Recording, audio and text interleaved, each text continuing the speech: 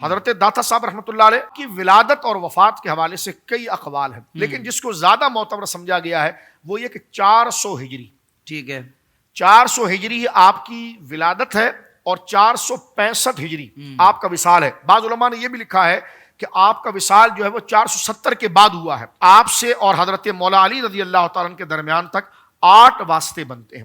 آپ کے شجرے پر میں ایک بات مزید عرض کر دینا چاہتا ہوں ناظرین کے لیے، یہ بات دیکھ لیجئے کہ حضرت امام حسن مجتبی رضی اللہ تعالیٰ عنہ کی، یعنی حضرت غوث اعظم رضی اللہ تعالیٰ عنہ حسنی سید ہے، حضرت داتا صاحب رحمۃ اللہ علیہ حسنی سید ہے۔ واہ واہ واہ، یہ اوپر جا کر شجرہ مبارک جو ہے، آگے چل کر ہم ذکر کریں گے، اوپر جا کر یہ شجرہ مبارک جو ہے ایک جگہ پر جمع ہو جاتا ہے، اور حضرت داتا صاحب رحمۃ اللہ علیہ اور حضور غوث پاک رضی اللہ تعالیٰ ادھر جا کر تایازات رشتہ دار بن جاتے ہیں۔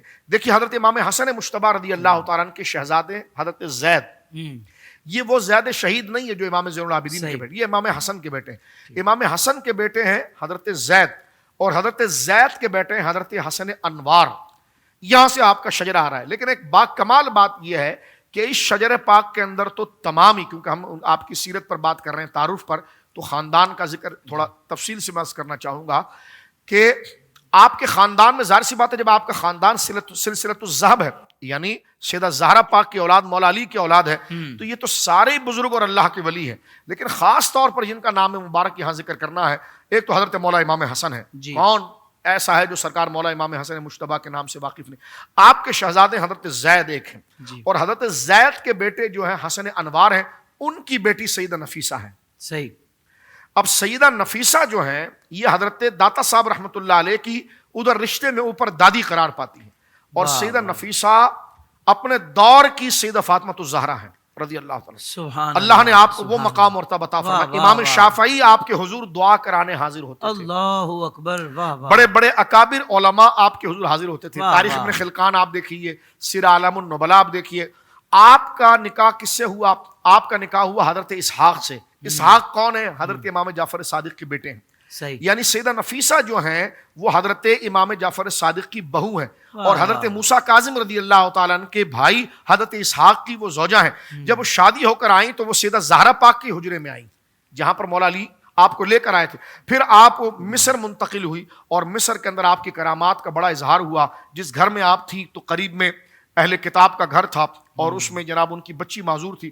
آپ وضو فرما رہی تھی، وضو فرما کر جب آپ نے اس بچی کو دیکھا تو آپ کو بڑا رحم آیا، اور آپ نے وضو کا پانی جب اس پر گرایا تو بچی کھڑی ہو گئی۔ اس سے آپ کی کرامت ظاہر ہوئی، اور لوگوں کا ہجوم اور ازدحام آپ کی طرف ہوا۔ میں جملہ یہ کہنا چاہتا ہوں داتا صاحب رحمہ اللہ کی روح کو خوش کرنے کے لیے، کیونکہ یہ آپ کی دادی جان ہے، اور حضرت سیدنا داتا صاحب رحمۃ اللہ علیہ انہی کی اولادوں میں سے آگے سے آ رہے ہیں، کیونکہ حضرت حسن انوار کی یہ گویا کہ شہزادی ہیں۔